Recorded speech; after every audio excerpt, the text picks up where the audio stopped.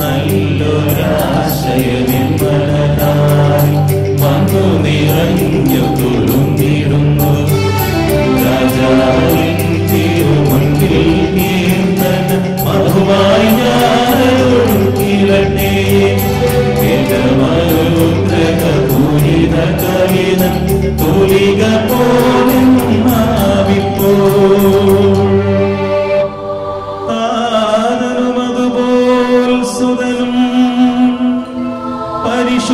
പരിശുദ്ധാത്മാവിനും സ്തുതി ഉയരട്ടെ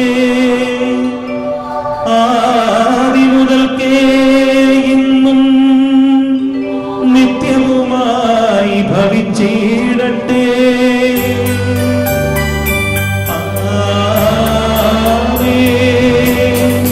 ഹല്ലേലൂയ പാടിടുന്നേ ഹല്ലേലൂയ ഹല്ലേലൂയ ഹല്ലേലൂയ പാടിടുന്നേ ഹല്ലേലൂയ ഹല്ലേലൂയ. നമുക്ക് ശ്രദ്ധാപൂർവം നിന്ന് പരിശുദ്ധ സുവിശേഷം ശ്രവിക്കാം. സമാധാനം നിങ്ങളോട് കൂടി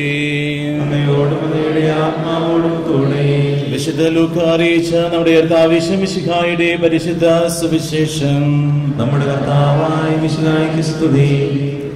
യോഹന്നാൻ പറഞ്ഞു, ഗുരു, നിന്റെ നാമത്തിൽ പിശാചുക്കളെ പുറത്താക്കുന്ന ഒരാളെ ഞങ്ങൾ കണ്ടു. അവൻ ഞങ്ങളോടൊപ്പം നിന്നെ അനുഗമിക്കാത്തതുകൊണ്ട് ഞങ്ങൾ അവനെ തടഞ്ഞു. യേശു പറഞ്ഞു, അവനെ തടയേണ്ട, എന്തെന്നാൽ നിങ്ങൾക്ക് എതിരില്ലാത്തവൻ നിങ്ങളുടെ ഭാഗത്താണ്. തന്റെ ആരോഹണത്തിന്റെ ദിവസങ്ങൾ പൂർത്തിയായി കൊണ്ടിരിക്കവേ അവൻ ജെറുസലേമിലേക്ക് പോകാൻ ഉറച്ചു. അവൻ തനിക്ക് മുമ്പേ ഏതാനും ദൂതന്മാരെ അയച്ചു.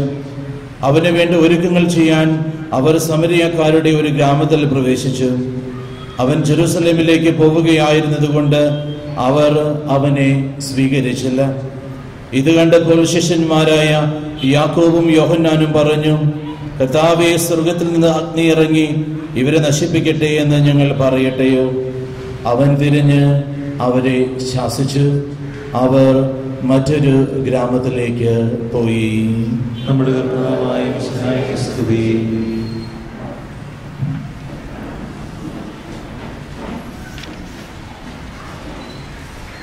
മിശിഹായിൽ സ്നേഹമുള്ളവരെ, വളരെയധികം സന്തോഷമുണ്ട് ഇന്ന് നിങ്ങളോടൊപ്പം ഈ ദിവ്യബലി അർപ്പിക്കുവാനായിട്ട്. ലില്ലിക്കുട്ടി ചേച്ചി നേരത്തെ തന്നെ അച്ഛന്മാരോട് വിശുദ്ധ കുർബാന അർപ്പിക്കണം, നേരത്തെ തന്നെ എല്ലാ അറേഞ്ച്മെൻറ്റ്സും ചെയ്തതാണ്. തോമസ് പോൾ സാറിൻ്റെ ധ്യാനം, സാറിൻ്റെ പ്രസംഗം കുറച്ച് നീണ്ടുപോയതുകൊണ്ട് കുറച്ചു നേരം കൂടെ കർത്താവിന് എൻ്റെ കരങ്ങളിൽ വഹിക്കാനായിട്ട് എനിക്ക് സാധിച്ചു. വലിയൊരു ഭാഗ്യമായിട്ട് ഞാൻ കരുതുകയാണ്. നമ്മളെല്ലാവരും വികാരങ്ങൾ ഉള്ള മനുഷ്യരാണ്. വികാരങ്ങളില്ലാത്തവര് ആരും തന്നെയില്ല. വിഷമം, സ്നേഹം, അസൂയ, വിദ്വേഷം, വെറുപ്പ്, ഇങ്ങനെയുള്ള എല്ലാവിധ തരത്തിലുള്ള വികാരങ്ങൾ കൊണ്ടു നടക്കുന്നവരാണ് നാം എല്ലാവരും തന്നെ. ഒരു പക്ഷെ ഞാൻ ചോദിക്കുകയാണ്, ഇവിടെ ഇതുവരെ കരഞ്ഞിട്ടില്ലാത്ത ആരെങ്കിലും ഉണ്ടോ എന്ന് ചോദിച്ചാൽ ആരെങ്കിലും ഉണ്ടാവുമോ? കുഞ്ഞുനാളിൽ നമ്മൾ കരഞ്ഞതല്ല, കുഞ്ഞുനാളിൽ എല്ലാവരും കരഞ്ഞുകൊണ്ട് അല്ലേ, നമ്മൾ ജനിച്ച് വീഴുമ്പോൾ തന്നെ നമ്മൾ കരയുന്നുണ്ട്. കുഞ്ഞുനാളിൽ നമ്മൾ എന്തിനും ഏതിനും കരയുന്നവരാണ്. പക്ഷേ നമ്മൾ വലുതാകുമ്പോഴും കരയുന്നുണ്ട്. കരയാതെ ജീവിക്കുന്നവർ വളരെ കുറവാണെന്നാണ് ഞാൻ വിശ്വസിക്കുന്നത്. കാരണം എല്ലാവർക്കും അവരുടേതായിട്ടുള്ള ദുഃഖങ്ങളുടെ ചില പങ്കുണ്ട്. ഒരുപക്ഷെ ഈ ലോകത്തിൽ ഏറ്റവും സമ്പന്നനെന്ന്, ഏറ്റവും സന്തോഷവാനെന്ന് നിങ്ങൾ കരുതുന്ന ആ വ്യക്തിക്ക് പോലും അവൻ്റെ അല്ലെങ്കിൽ അവരുടെ ജീവിതത്തിൽ തൻ്റെതായിട്ടുള്ള സങ്കടങ്ങളുണ്ട്. ചാർലി ചാപ്ലിൻ ഒത്തിരി പേരെ ചിരിപ്പിച്ച് രസിപ്പിച്ച മനുഷ്യനാണ്. പക്ഷെ അദ്ദേഹം ഒത്തിരി സങ്കടങ്ങളിലൂടെ കടന്നുപോയ മനുഷ്യനാണെന്നും പറയുന്നുണ്ട്. ഏറ്റവും അവസാനം അദ്ദേഹം ആത്മഹത്യ ചെയ്തു എന്ന് പോലും പറയുന്നുണ്ട്. അപ്പോൾ സങ്കടങ്ങള് എല്ലാവർക്കും ഉള്ളതാണ്, എല്ലാവർക്കും കരച്ചില് ഉള്ളവര്. ബുദ്ധൻ സിദ്ധാർത്ഥ രാജകുമാരനായിരുന്ന കാലത്ത് സഹനത്തിന്റെ അർത്ഥം എന്താണെന്ന് അറിയാനായിട്ട് അദ്ദേഹം യാത്ര ചെയ്യുന്നുണ്ട്. ഏറ്റവും അവസാനം അദ്ദേഹം ഇപ്രകാരം എഴുതി വെക്കുന്നുണ്ട്: ഈ ലോകത്തിലെ മനുഷ്യൻ ചൊരിഞ്ഞ അവന്റെ കണ്ണുനീര് അളന്നു നോക്കിയാൽ അത് ഈ ലോകത്തിലെ എല്ലാ സമുദ്രങ്ങളും ഉൾക്കൊള്ളുന്നതിൽ അപ്പുറമായിരിക്കുമെന്ന് അദ്ദേഹം പറയുന്നുണ്ട്. അപ്പോ സങ്കടങ്ങൾ ഉള്ളവരാണ് നമ്മെല്ലാവരും. എപ്പോഴെങ്കിലൊക്കെ ജീവിതത്തിൽ കരഞ്ഞിട്ടുണ്ട്. ഇനി ഞാൻ ചോദിക്കുകയാണ്, സന്തോഷിക്കാത്തവരാരെങ്കിലും ഉണ്ടോ എന്ന് ചോദിച്ചാല് അതിനും നമ്മളെല്ലാവരും കൈപൊക്കും. അല്ല, കൈപൊക്കില്ല, സന്തോഷിക്കുന്നവരാണ് നമ്മളെല്ലാവരും. ജീവിതത്തിൽ ഒരിക്കൽ പോലും സന്തോഷം അനുഭവിച്ചിട്ടില്ല എന്ന് പറഞ്ഞാല് അത് ഒരുപക്ഷെ ശരിയല്ല. കാരണം നമ്മളൊക്കെ ചിരിക്കുന്നവരാ, സന്തോഷിക്കുന്നവരാ. ഈ ദുഃഖത്തിന്റെ ഈ പാനപാത്രത്തിലൂടെയൊക്കെ കടന്നു പോകുമ്പോഴും വഴിയിലൂടെ കടന്നു പോകുമ്പോഴൊക്കെ ജീവിതത്തിൽ അങ്ങോളം ഇങ്ങോളം ഒക്കെ ഒത്തിരി സന്തോഷം നമ്മൾ അനുഭവിക്കുന്നവരാ. അപ്പോൾ സങ്കടങ്ങളും സന്തോഷങ്ങളും ഒക്കെ നമ്മുടെ ഈ ജീവിതത്തിന്റെ ഭാഗമാണ്. ദേഷ്യപ്പെടാത്ത ആരെങ്കിലും ഇവിടെ ഉണ്ട് ജീവിതത്തിൽ? ഒരിക്കൽ പോലും മക്കളോട് അല്ലെങ്കിൽ ജീവിത പങ്കാളിയോട് ആരും തന്നെ ഉണ്ടാവുകയില്ല. പക്ഷെ സ്നേഹിക്കാത്തവര് ആരെങ്കിലും ഉണ്ടെന്ന് ചോദിച്ചാൽ നമ്മൾ സ്നേഹിക്കുന്നവരാണ്. അപ്പോ ദേഷ്യം ചിലപ്പോഴൊക്കെ നമ്മൾ എടുക്കുന്നവരാ. ചില കാര്യങ്ങൾ കാണുമ്പോൾ ദേഷ്യപ്പെടും. പക്ഷേ അതോടൊപ്പം തന്നെ നമ്മുടെ ഉള്ളില് വലിയ സ്നേഹവുമുണ്ട്. മറ്റുള്ളവരെ സ്നേഹത്തോടുകൂടെ പരിചരിക്കുവാനായിട്ട്, സ്നേഹത്തോടുകൂടെ അവരോട് സംസാരിക്കുവാനായിട്ടൊക്കെ നമുക്ക് സാധിക്കുന്നുണ്ട്. വികാരങ്ങളുടെ ഒരു സമ്മിശ്രയമാണ് നമ്മുടെ ഒക്കെ ജീവിതങ്ങൾ എന്ന് പറയുക. അസൂയപ്പെടാത്ത ആരെങ്കിലും ഉണ്ട്? അസൂയ ഇല്ലാത്തവർ എല്ലാവരും അങ്ങോട്ടും ഇങ്ങോട്ടും നോക്കി ചിരിക്കുന്നുണ്ട് അല്ലേ? വേണം, ഉണ്ടോ ഇല്ലയോ എന്ന് ഉത്തരം പറയാനായിട്ട് ഒരു ബുദ്ധിമുട്ട്. അസൂയ. ഒരു ചേച്ചി ഏറ്റവും നല്ലൊരു സാരി കൊടുത്ത് വന്നു കഴിഞ്ഞാൽ മറ്റു ചേച്ചിമാർ ഇവരുടെ സാരി എത്ര നല്ലതാ, പക്ഷെ എങ്കിലും മനസ്സിൽ ഒരു എന്താ പറയുക, ഒരു അസൂയയുണ്ട്. എനിക്ക് ഇങ്ങനത്തെ ഒരു സാരി ഇല്ലല്ലോ. അല്ലെങ്കിൽ നല്ല ഒരു മെർസിഡസ് ബെൻസിൽ വന്ന് ഇറങ്ങി, ഒരു ഫാമിലി വന്ന് ഇറങ്ങി കഴിയുമ്പോൾ നമ്മൾ ആ കാറിൽ നോക്കിയിട്ട് നമുക്ക് അടുത്തറിയാവുന്ന ആളാണെങ്കിൽ, ഒരുപക്ഷെ നമ്മുടെ സ്വന്തക്കാരാണെങ്കിൽ നമുക്ക് കൂടുതൽ അസൂയ തോന്നും അല്ലേ? കാരണം അത് നമ്മുടെയൊക്കെ ജീവിതത്തിന്റെ ഒരു ഭാഗമാണ് അസൂയപ്പെടുക.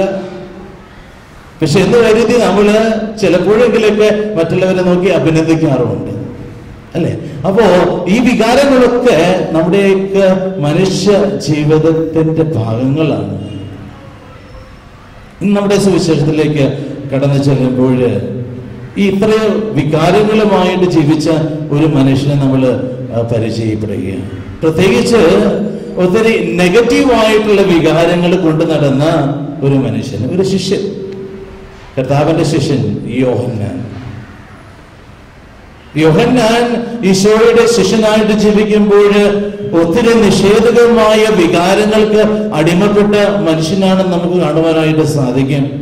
ഇന്നത്തെ ഈ സുവിശേഷത്തില് നമ്മൾ കാണുന്നുണ്ട്, ഇതാ യോഹന്നാൻ വന്ന് ഈശോയോട് പറയുക, ഈശോയെ, നിന്റെ നാമത്തിലെ പിശാചുകളെ പുറത്താക്കുന്ന ഒരാളെ ഞങ്ങൾ കണ്ടു. ഞങ്ങൾ അവനോട് പറഞ്ഞു, നീ ഞങ്ങളെ അനുഗമിക്കും, ഈശോയുടെ കൂടെ. അവൻ പറഞ്ഞു, ഞാൻ വരില്ല. അപ്പോൾ യോഹന്നാൻ കയറി അവനെ അങ്ങ് ശാസിച്ചു. അത് വലിയ കാര്യമായിട്ട് വന്ന് ഈശോയോട് പറയുക, ഒരു അസൂയ അല്ലെ? ജീവിതത്തിൽ ഒരു അസൂയ, എന്നേക്കാൾ നന്നായിട്ട് മറ്റൊരാൾ ചെയ്യുന്നത് കാണുമ്പോൾ ഒരു അസൂയ. യോഹന്നാൻ സാധാരണ പച്ചയായ മനുഷ്യനാണ്, അവന് അസൂയ ഉണ്ടായേ. അവനത് കർത്താവിന്റെ അടുത്ത് വന്ന് വലിയ കാര്യത്തിന് പറഞ്ഞപ്പോ കർത്താവ് പറഞ്ഞു, അവനെ തടയണ്ട, അവനവന്റെ അവന് വിട്ടേക്ക്. വലിയ കാര്യമായിട്ടാണ് ഈശോ പറയുക. അതിന് തൊട്ട് അടുത്ത വചനഭാഗം സമരിയായിലൂടെ ഈശോയും ശിഷ്യന്മാരും കടന്നു പോയിക്കൊണ്ടിരിക്കുകയാണ്. അപ്പൊ നോക്കുമ്പോ ഈ ശിഷ്യന്മാര് കർത്താവിന്റെ കൂടെ കർത്താവിന്റെ അത്ഭുതങ്ങളും പഠിപ്പിക്കലുകളും കേട്ടുകൊണ്ട് മുന്നോട്ട് പോകുമ്പോൾ ഇതാ സമരിയക്കാര് കർത്താവിനെ തിരസ്കരിക്കുകയും എല്ലായിടത്തും കർത്താവിനെ സ്വീകരിക്കുവാനായിട്ട് ബൊക്കെയൊക്കെ ആയിട്ട് ആളുകൾ നിൽക്കുമ്പോ ഈ സമരിയക്കാര് കർത്താവിനെ സ്വീകരിച്ചില്ല. ഈ സ്വീകരിക്കാത്ത അവസരത്തില് യോഹന്നാന് ദേഷ്യം മനസ്സില്. എന്തുകൊണ്ട് ഇവര് മാത്രം കർത്താവിനെ സ്വീകരിക്കുന്നില്ല? ദേഷ്യത്തില് കർത്താവിനോട് അവൻ പറയുന്നുണ്ട്, കർത്താവെ സ്വർഗ്ഗത്തിൽ നിന്ന് അഗ്നി ഇറക്കി ഈ സമൂഹം മുഴുവൻ നിങ്ങൾ നശിപ്പിക്കട്ടെയോ എന്ന് യോഹന്നാൻ പറയുക. കർത്താവിന്റെ ശിഷ്യനാണ്. മനസ്സിൽ വലിയ ദേഷ്യം. ഈശോ അവനെ ശാസിച്ചു എന്നാണ് സുവിശേഷം പറയുന്നത്. ശാസിച്ചു. സമരിയപുത്രന്മാരായ യാക്കോബും യോഹന്നാന് വീണ്ടും നമ്മൾ കാണുന്നുണ്ട് കർത്താവിന്റെ മുൻപിൽ വന്ന് സ്വർഗത്തെ രാജ്യത്തില് കർത്താവിന്റെ ഇടത്തും വലത്തിരിക്കാനായിട്ടുള്ള ഒരു ആഗ്രഹം പ്രകടിപ്പിക്കുന്നത്. വലിയൊരു അഹങ്കാര അത്യാഗ്രഹം അവിടെ കാണും അല്ലെ? കർത്താവിന്റെ ഇടത്തും വലത്തും ഞങ്ങൾ രണ്ടുപേരും തന്നെ ഇരിക്കണം. അപ്പോ ഇങ്ങനെ ഒത്തിരി നിഷേധാത്മകമായ ഈ വികാരങ്ങളിലൂടെയൊക്കെ കടന്നുപോയ യോഹന്നാൻ നമ്മളെപ്പോലെ പച്ചയായ മനുഷ്യനാണ്.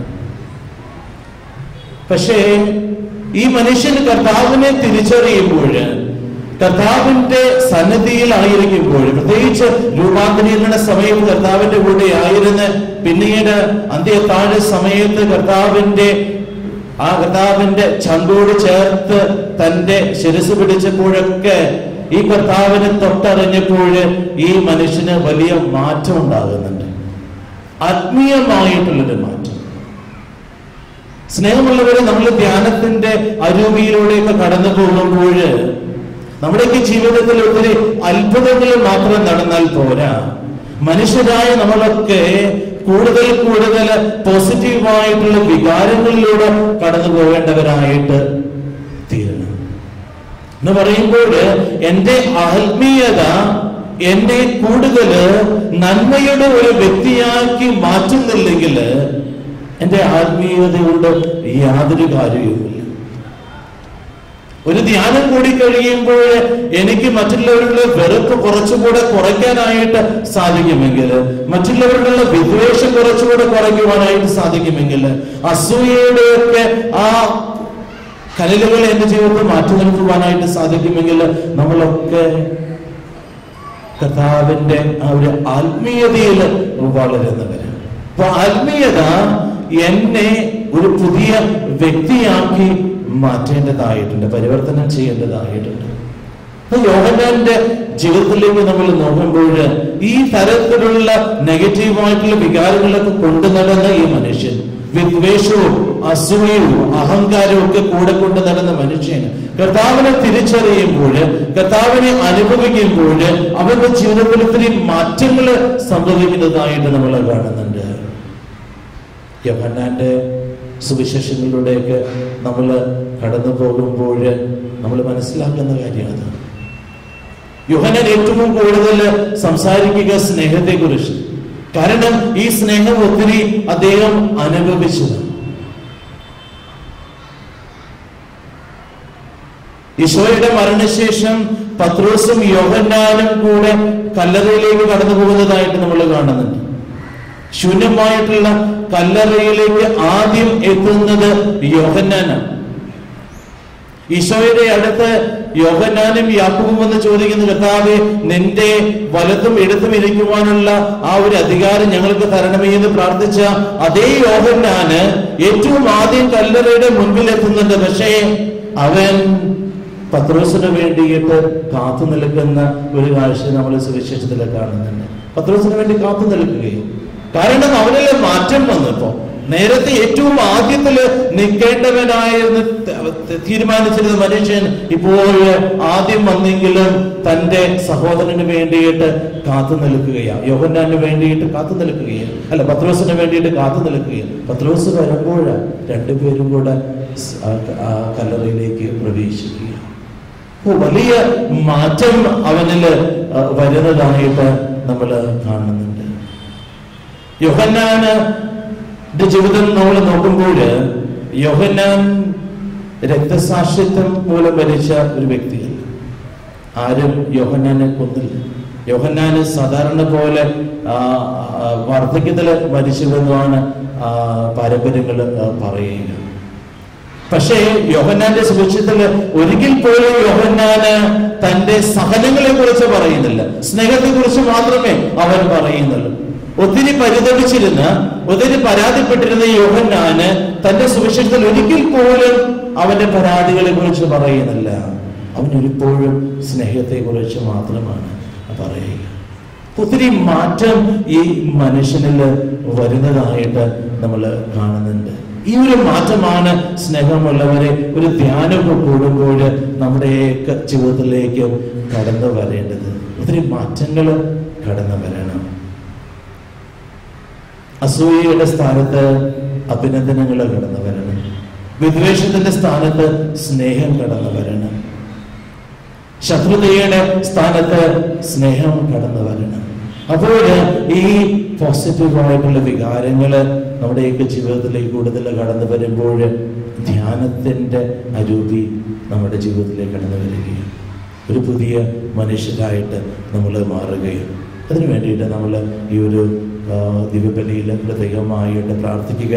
നമുക്ക് പ്രത്യേകം പ്രാർത്ഥിക്കാം. ഈ ധ്യാനത്തിന്റെ ദിവസങ്ങളിലൂടെ കടന്നു പോകുമ്പോൾ കർത്താവേ, പുതിയ ചൈതന്യം ഞങ്ങൾക്ക് നൽകണമേ, പുതിയ വ്യക്തികളാക്കി ഞങ്ങളെ മാറ്റണമേ എന്ന് നമുക്ക് പ്രത്യേകം പ്രാർത്ഥിക്കാം.